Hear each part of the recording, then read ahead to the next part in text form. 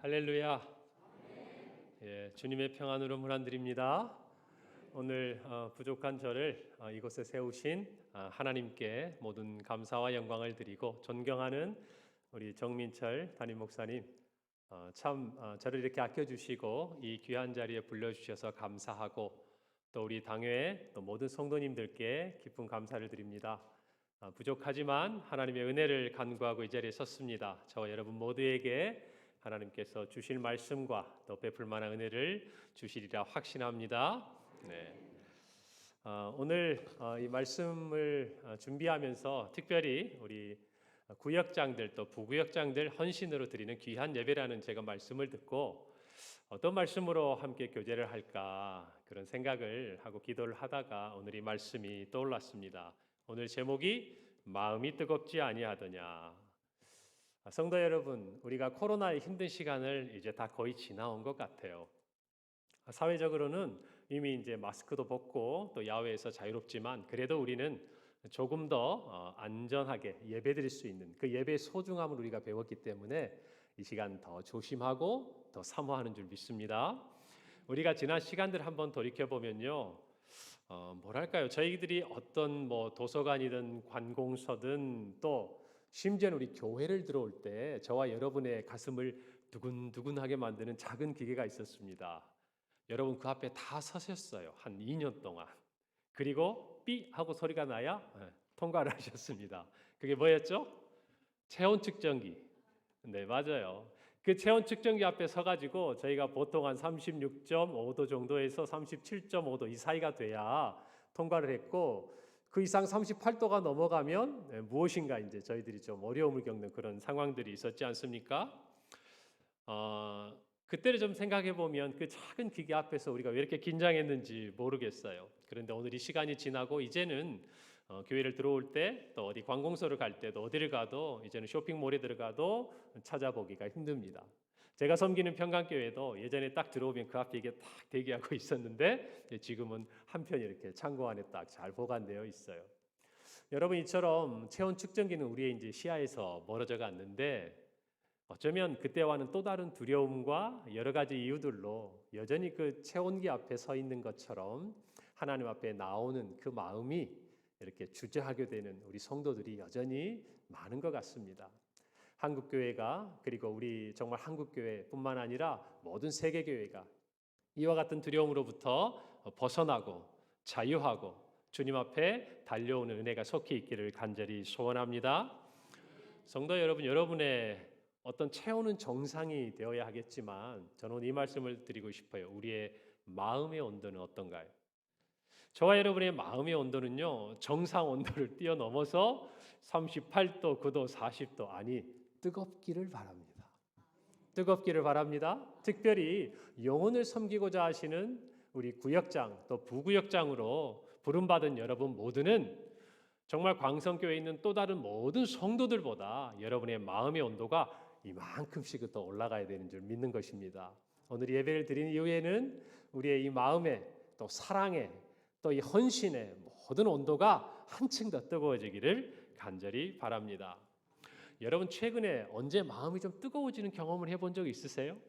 드라마 보시다가 뭐 눈물 흘리고 이런 거 말고요. 여러분 마음속에 정말 이전에 그냥 알고 있었던 것인데 또는 이전에 경험해봤던 것인데 무엇인가 우리의 마음이 울컥해지고 무엇인가 따뜻해지는 그런 느낌 말이에요. 여러분 코로나를 지나가면서 우리 모두는 참 새로운 용어들을 많이 듣게 됐어요. 뭐 뉴노멀 시대다. 여러분 또 무슨 4차 산업혁명 시대 요즘 많이 들어보시죠? 그리고 뭐 포스트 코로나. 네, 그러는 과정에 우리가 또 들은 얘기 중에 하나가 코로나 블루. 뭡니까? 코로나를 겪으면서 사람들의 마음이 우울해지는 거예요. 온도가 점점 따뜻하면서 식어져 가는 거예요. 또 하나는 뭐죠? 코로나 앵그리. 화가 나는 거예요. 분노가 나는 거예요. 코로나 때문에 내 마음대로 내 뜻대로 되지 않은 일들이 너무 많으니까, 제한을 받으니까 이게 참다 마음에 화가 쌓이는 거죠. 여러분 그러니까 어떻게 돼요? 우리 마음이 올라갔다가 내려갔다가 이렇게 파도를 치는 거예요. 그런 시간을 지나가면서 어쩌면 우리의 마음속에 오늘 이 시간 우리의 온도를 한 번쯤 돌아보아야 되지 않을까. 그리고 우리의 마음속에 무엇이 과연 우리를 뜨겁게 하고 과연 무엇이 우리의 마음을 차갑게 식어버리게 하는가. 여러분 그걸 좀 알아야 되지 않겠습니까? 성도 여러분, 만약 우리가 가지고 있는 이 뜨거움이라는 것이 세상적인 것으로 기인한다고 한다면 저와 여러분은요, 우리의 삶에서 어떤 세상 앞에 있는 세상적인 변화를 가져올 수밖에 없을 거예요. 여러분, 그러나 저와 여러분의 이 뜨거움이라는 것이 영적인 것에서 비롯된다고 한다면 어떤 일이 일어날까요? 그것은요, 이 세상의 어떤 변화가 아니라 하나님 나라에, 그리고 영적인 세계에 있어서의 놀라운 변화가 일어나는 줄로 믿습니다. 오늘 이 오후에 나온 특별히 구역장, 부구역장으로 계신 또 이 자리에 머리 숙이고 함께 예배하고 기도하고 찬양하는 우리 모두가 그와 같은 새로운 영적인 변화에 정말 주인공들이 되기를 간절히 바라는 것입니다. 그것을 이루는 뜨거움이 위로부터 저와 여러분에게 부어지기를 바랍니다. 오늘 말씀해 보면요, 이 마음의 뜨거움을 경험한 두 사람이 등장합니다. 예루살렘을 떠나 엠마오로 가는 두 제자. 이 엠마오가 어느 도시인지는요, 성경학자마다 좀 분분합니다. 그런데 25리라고 거리가 기록되어 있는 걸 보고 우리가 측정해 보면 약 한 10여 킬로 정도 되는 길이에요. 여러분, 그 길을 가는 이 사람들에게 예수님, 이 두 제자에게 예수님이 찾아오셨습니다. 그런데 이 두 제자가 예수님을 알지 못합니다. 왜요? 예수님이 부활하신 이후에 이들을 찾아오신 거거든요. 그리고 예수님과 대화를 하는 과정 속에 그들은 예수님의 십자가의 죽음도 알고요, 또 부활에 대해서 들었는데 그것들을 믿지 못한다고 예수님께서 책망하십니다. 그들은 그때까지 꿈에도 몰랐을 거예요, 그분이 예수님이라는 것을.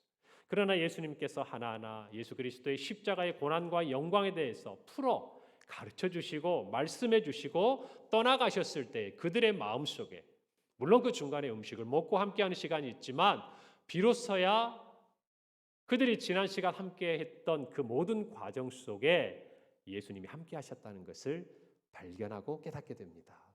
그리고 나서 묻는 것이죠. 서로를 보며 마음이 뜨겁지 아니하더냐. 예수님을 만나기 위해 그들의 마음에 변화가 일어난 것입니다. 그리고 그들의 발걸음이 엠마오로 향하다가 이제는 돌이켜서 어디로? 예루살렘으로 다시 돌아가는 것을 봅니다. 사랑하는 성도 여러분, 우리는 2023년 봄을 눈앞에 맞이하고 있습니다. 지난 코로나의 모든 시간들을 뒤로 하고 어쩌면 우리에게 이 날이 오면 어떤 모습일까, 어떤 시간일까 우리는 다 기대하고 추측해 보았지만 과연 주님께서는 우리에게 거뜬하게 이 코로나를 지나오게 하셨습니다. 여러분, 광성교회가 그 증거고 이 자리에 계신 여러분이 그 증인입니다. 할렐루야. 맞아요. 우리로 하여금 이 예배에 나오지 못하도록, 또 우리가 믿음으로 나아가지 못하도록 하는 수많은 장애물과 걸림돌들, 우리가 한 번도 경험해 보지 못했던 이 코로나라는 무서운 질병을 뚫고 저와 여러분은 이 자리에 나와 있는 것입니다. 사랑하는 성도 여러분, 이 봄 사역을 앞에 두고 저는 저와 여러분의 마음에 무엇인가 이 예수님을 만나고 그들의 발걸음이 엠마오로 가다가 예루살렘으로 돌이킨 이 제자들처럼 그 어떤 뜨거움에 사로잡히기를 기대해 봅니다. 특별히 구역장과 부구역장으로 이 시간들을 준비하시는 여러분들에게 오늘 말씀을 통해 몇 가지 교훈을 나누고 싶어요. 첫 번째는요, 우리의 뜨거움이 식을 때가 있다는 것을 인정해야 합니다. 여러분, 우리는 이 코로나를 지나가면서 우리 신앙이 점점 나약해지고 무너지고 약해지는 것들을 경험하지 않을 수가 없었어요.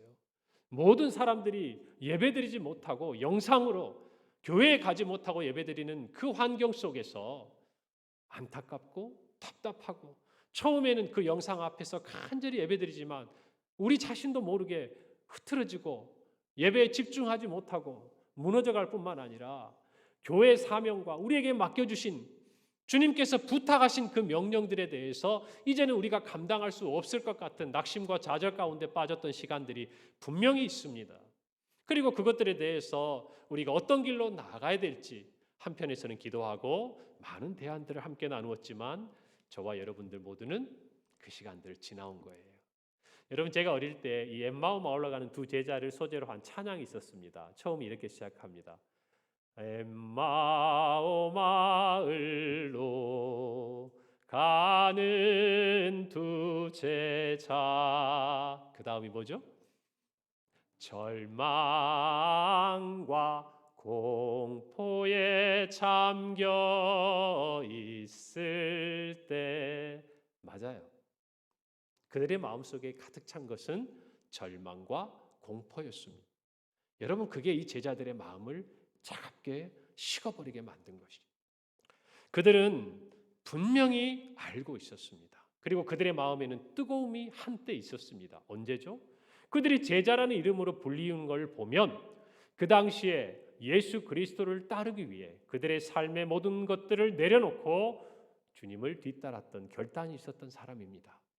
그들 모두에게는 그와 같은 열정과 뜨거움이 한때 있었습니다. 그런데 이제는 차갑게 식어버렸어요. 그들의 그 열정은 무엇에 기인했나요? 오늘 성경 21절이 말해줍니다. 뭐라고 기록되어 있냐면 우리는 이 사람이 이스라엘을 속량할 자라고 바랐노라. 이뿐 아니라 이 일이 일어난 지가 사흘째다 그랬습니다. 그 앞부분을 보면 이제 예수님께서 십자가에 돌아가시기 전까지 그들의 이 뜨거움의 실체, 그 밑바닥에는 뭐가 있었냐면 예수님께서 이 이스라엘을 속량할 메시아로 그들이 믿었다라는 것입니다.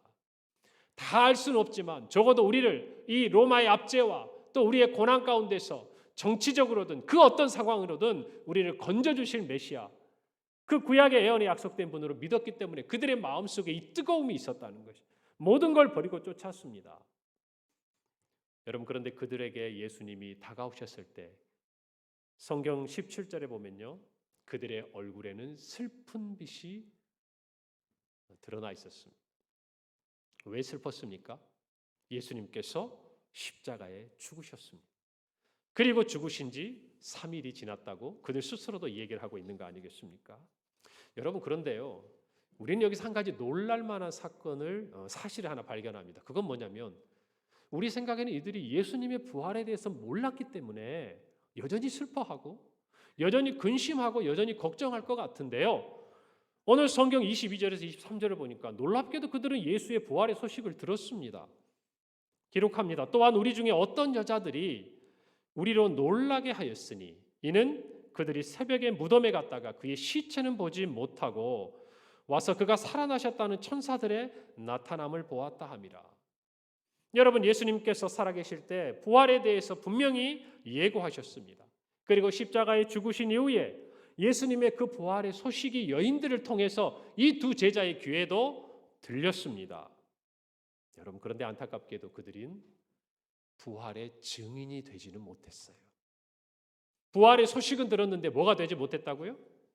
부활의 증인이 되지 못했다고 말입니다. 이것이 너무나 안타까운 것이죠. 부활의 증인이 될 수 없는 그들의 마음의 온도가, 그들의 열정이, 그들의 주를 향한 사랑과 헌신이 여러분 식을 수밖에 없는 것입니다. 우리가 사역할 때도 우리의 마음의 열정이 식을 때가 있습니다. 여러분, 예수님에게 부름받았던 제자들도 어때요? 예수님 십자가에 죽으시고 나니까 다 갈릴리 바다로 어디로 다 뿔뿔이 흩어져서 고기 잡다가 찾아오신 주님을 만나고 회복된 것 여러분 다 아시지요? 오늘 성경에서 그래서 예수님께서는 25절 말씀에 이렇게 말씀해요. 이르시되 미련하고 선지자들이 말한 것을 마음에 더디 믿는 자예요.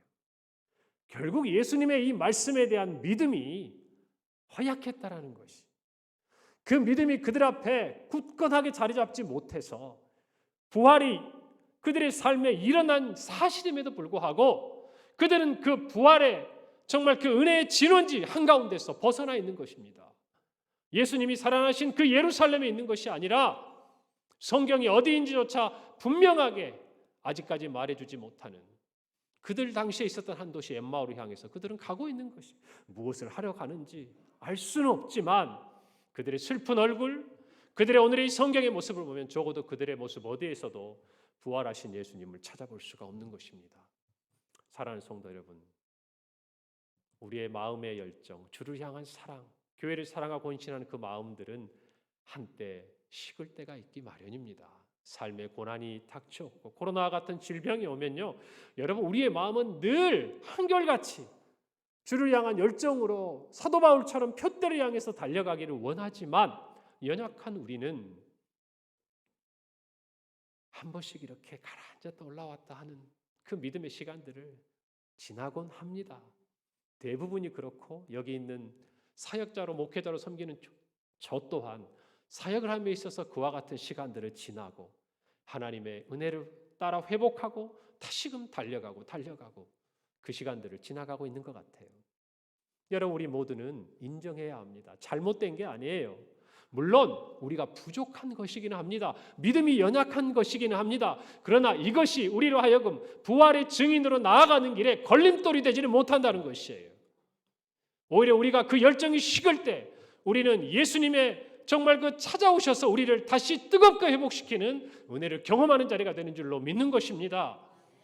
십자가에 못 박히신 예수 그리스도를 보며 절망하던 우리가 부활의 그 소식을 듣고 그 증인이 되어서 내가 설령 그 자리에 직접 여인들처럼 보지 못하고 만지지 못했다 할지라도 예수 그리스도가 부활하심을 온 땅에 증거하는 증인으로 살아가기에는 부족함이 없는 믿음을 주님 우리에게 주신다는 것이에요.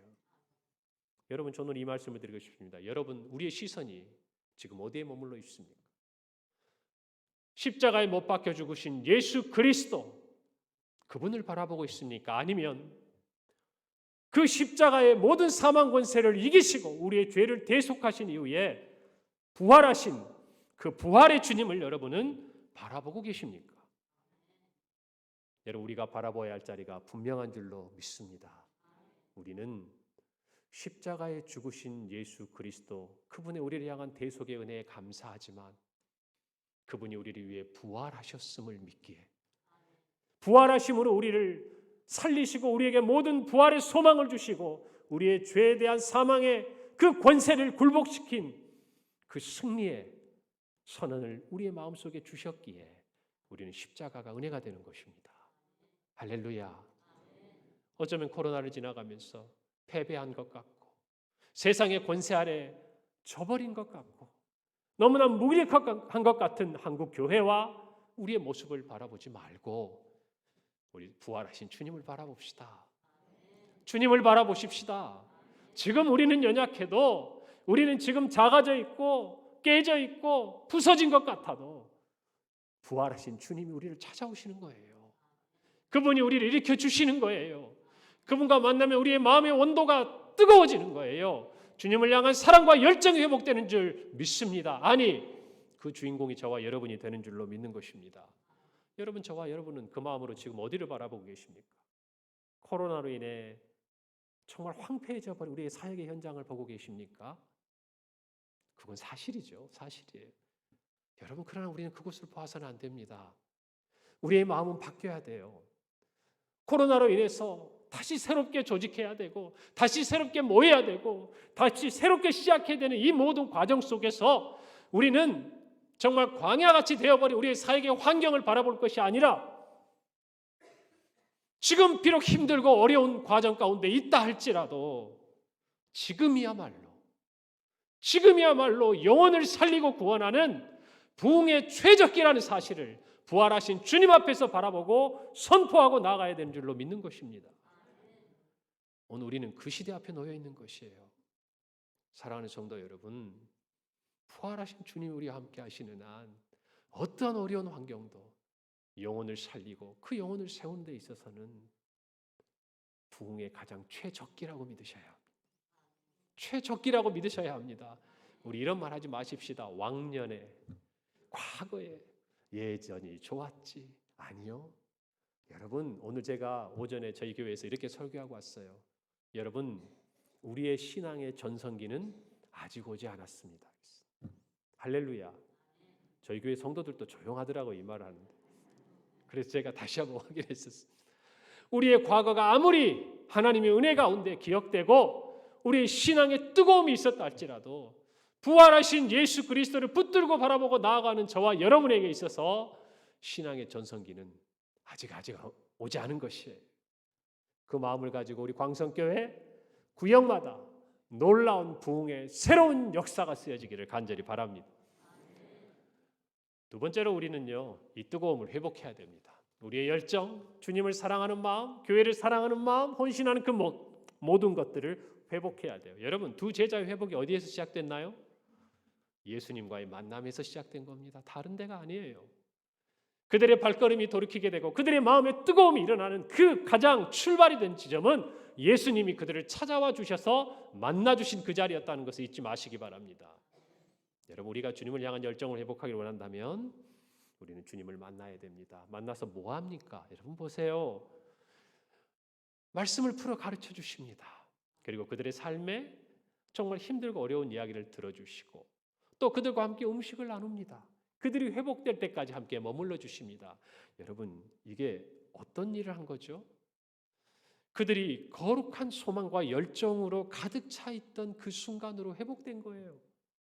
주님이 돌아가시기 전, 십자가에 죽으시기 전, 그들이 주님을 따르고 그 뜨거움이 있을 때 그들은 주님의 말씀을 들으며 주와 함께 먹으며 그들의 신앙의 어려운 문제에 대해서 주님의 그 가르침을 들으며 주님과 함께했던 그 시간이 여러분 죽으시고 십자가에서 죽으시고 부활하신 주님, 그 주님과 함께 이 제자들이 엠마오로 가는 그 길에서 펼쳐진 거예요.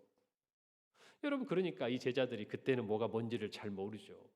그런데 예수님과 함께하면서 뭔가 익숙한 경험, 언젠가 경험해 보았던, 언젠가 내가 그때를 지나보았던 그 특별한 감정이 마음속에 살아오는 거예요.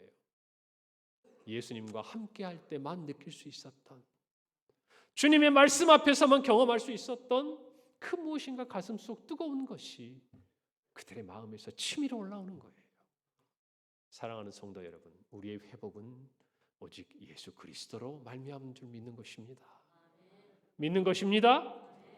여러분, 예수 그리스도의 그 말씀과 그 교훈과 주님과 함께 동행하는 그 가르침 안에서 저와 여러분의 발걸음은 엠마오에서 예루살렘으로 돌이키게 되는 거예요. 오늘 구역장, 부구역장님들, 여러분에게 속한 영혼들이 있을 겁니다. 어쩌면 그 영혼들은요, 지금 이 엠마오 마을로 가는 제자들처럼 인생의 길을 잃고 정말 주님을 사랑했던 그 마음이 과거형이 돼가지고 차갑게 식은 마음으로 어디로 가는지도 모르는 세상을 향한 길을 가는지도 모릅니다. 그들의 마음을 돌이켜야 합니다. 그들의 발걸음을 돌이켜야 합니다. 그들의 마음이 주를 향하게 해야 합니다. 우리가 할 수 있는 것이 아니에요. 주님이 하시도록 저와 여러분이 그들에게 말씀으로, 사랑으로, 지난 시간 그들이 우리 공동체 안에 있을 때에 느꼈던 그 그리스도의 십자가의 사랑으로 우리가 그들을 찾아가야 한다는 것입니다. 오늘 이 말씀 안에서 우리 예수 안에서 회복되는 은혜를 간절히 받기를 바랍니다. 여러분, 우리가 생각하는 이런 뜨거움은요, 우리의 의지로 생기는 것이 아니에요. 우리가 노력하고 싶다고 갖는 것이 아닙니다. 그것은 위로부터 부어지는 겁니다. 하늘로부터 부어지는 겁니다. 하나님께서 부어주시는 겁니다. 저와 여러분이 오늘 그 영혼을 돌이키게 하고자 하는 마음의 열정을 회복하고 하나님께 쓰임받기를 원하고 우리 광성교회가 정말 평양 제1노회를 넘어서 한국교회 앞에 부름받고 쓰임받는 교회로 귀하게 쓰임받을 줄 저는 믿고 이 말씀을 드리는 거예요. 여러분이 그 사명자로 서야 합니다. 그러기 위해서 위로부터 기름 부으시는 하나님의 은혜를 입어야 합니다. 예수님과 동행해야 합니다. 말씀 안에서 우리가 새로워져야 합니다. 그리고 그들에게 주님과 함께했던 그 시간들을 기억나게 해줘야 합니다. 우리의 노력과 우리의 뜻과 우리의 의지로는 불가능해요. 그러나 주님이 하실 겁니다. 순종하시기를 바랍니다. 하나님께서 시작하시고자 하는 일을 누가 막을 수 있겠습니까? 하나님께서 돌이키고자 하는 그 발걸음을 누가 막을 수 있겠습니까? 하나님께서 다시 당신의 자녀들을 하나님의 품 안으로 인도하시겠다는데 세상에 그 어떤 것이 그것을 막을 수 있겠습니까? 다만 저와 여러분은 그 일에 쓰임받기를 원하는 것입니다. 오늘 이 자리에 있는 구역장, 부구역장님의 마음에 그 은혜가 있기를 바랍니다. 여러분, 그러기 위해서 여러분 복음의 능력을 믿으셔야 합니다. 복음의 능력을 믿으셔야 합니다. 고린도전서 1장 18절은 우리에게 다음과 같이 가르쳐 줍니다. 십자가의 도가 멸망하는 자들에게는 미련한 것이요 구원을 받는 우리에게는 무엇이라고요? 하나님의 능력이라는 것입니다. 여러분, 이 능력을 믿어야 합니다. 예수 그리스도의 십자가 구원의 복음 앞에서 저항할 수 있는 사람은 없어요. 하나님이 그를 부르시고 택하신 자들은 반드시 그 구원 안으로 인도함을 받게 되어 있습니다. 여러분, 이 말을, 이 약속을 믿는다면 저와 여러분이 담대하게 영혼을 향해 손을 내밀이라 확신합니다. 세 번째로 우리의 열정은 전파돼야 합니다. 사랑하는 성도 여러분, 우리의 뜨거움은요 그냥 우리만의 것으로 간직할 수가 없어요. 그 뜨거움은 또 다른 누군가에게 전해져야 하는 것입니다. 여러분, 엠마오로 가던 그 제자들의 발길이 돌이켰습니다. 그리고 그들은 예루살렘으로 향합니다. 그들은 둘밖에 남지 않은 줄 알았어요. 둘밖에. 다른 사람들도 다 자기들처럼 뿔뿔이 흩어져 버린 줄 알았어요. 여러분, 코로나가 우리를 그렇게 만든 거 아닙니까? 우리 안에 하나가 되고 모이기를 힘쓰고 예수 안에서 생명의 공동체가 되어서 우리가 함께 나아갔는데, 코로나로 인해서 한자리에 모이지 못하고 만나지 못하고 예배하지 못하니까 여러분 혼자 덩그러니 떨어진 것 같은 마음 안 드셨어요? 아무리 마음을 붙들고 싶어도 여러분, 세상 사람들이 교회가 모이는 것에 대해서 비난하고 조롱할 때 우리는 함께하지 못한 안타까운 심령을 가지고 버티다가 어느 순간 나밖에 없구나. 여러분, 그런 마음, 외로운 마음 안 드셨습니까? 그러면서 우리는 약해져 갔어요. 여러분, 그러나 그들이 발걸음을 돌이킨 그 예루살렘에 오늘 성경 33절에 보면요, 그와 같은 뜨거움을 간직하고 회복하고 예수 그리스도의 부활의 소식으로 회복되고 부활의 증인으로 준비시킨 사람들, 형제 자매들이 모여 있었다는 것입니다. 33절이 이렇게 기록합니다. 곧 그때로 일어나 예루살렘에 돌아가 보니 11 제자 및 그들과 함께한 자들이 모여 있었다 그랬어요. 사랑하는 성도 여러분, 다 사그라져 갔던 제자들의 마음속에 예수님은 거룩한 열정과 사랑과 사명의 불씨를 던지셨습니다. 그 불씨가 하나, 둘, 셋 모이기 시작할 때 여러분, 예루살렘을 넘어서 온 유대와 사마리아와 땅끝까지 이르러 이 불씨는 거룩한 불꽃이 됐어요. 할렐루야. 오늘 우리는 그 지점에 서 있다고 저는 생각합니다. 오늘 적어도 구역장 부구역장님의 마음속에 이 거룩한 뜨거운 불씨, 주님을 향한 사랑과 교회를 향한 사랑과 영혼을 향한 그 사랑의 불씨가 던져진 줄로 믿습니다. 그리고 그것은 하나님께서 장차 우리 광성교회를 통해서 거룩한 불꽃으로 이 지역에 있는 영혼들을 살리고 우리 곁에 지쳐있고 낙심하고 공포와 절망 가운데 있는 영혼들을 다시금 주님께 돌이키게 하는 거룩한 불꽃이 되도록 주님이 사용하시리라 믿습니다. 여러분, 우리 뜨거움을 전합시다. 이 뜨거움은요, 단순히 몇 마디로 얘기할 수 있는 게 아니에요. 여러분, 제가 여러분과 같은 구역장으로 섬기는 한 분의 이야기를 기억하게 됐습니다. 말씀을 준비하다. 저에게 한 1년 정도 훈련을 받은 분인데 몇 년이 지나고 그분에게 속한 구역원이 저에게 해준 얘기예요. 이 구역장에 아들이 삼수를 했습니다. 여러분, 그런데 재수할 때 그 구역원과 이 구역장 자녀가 똑같이 수험생이 된 거예요. 두 분이서 1년 동안 열심히 기도했습니다. 정말 신앙적으로 성숙한 분이었어요. 여러분, 그런데 결과가 둘 다 됐으면 좋을 텐데 구역원의 아들은 합격을 했는데 이 구역장의 아들은 재수를 했는데도 합격을 못했어요. 제가 잘 알아요. 왜 그러냐면 삼수되고 저한테 제일 먼저 그 아들이 전화했거든요. 저도 기도했으니까. 여러분, 그런데요, 이 구역원이 차마 구역장님께 전화도 못하고 있는데 구역장이 전화를 한 거예요. 그러면서 지금 자기 아들이 어떤 상황이죠? 대학에 진학을 못한 상황이고 삼수를 하게 됐잖아요. 이렇게 얘기를 하더랍니다. 집사님, 너무너무 축하해요. 얼마나 좋아.